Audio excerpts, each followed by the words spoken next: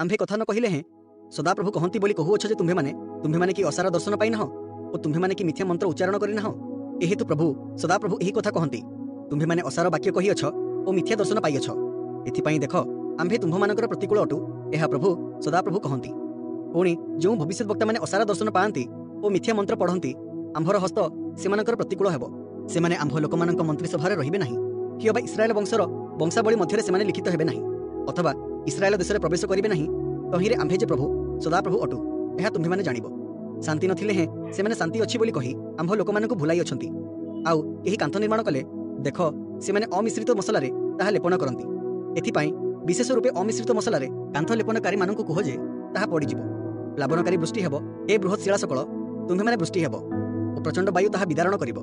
देख कांथ जितेबेले पडिजिबो सेतेबेले तुम्भमानकु कि कुहा न जिवो तुम्हें जहा देई लेपन करिथिलो सेही प्रलेप काहि।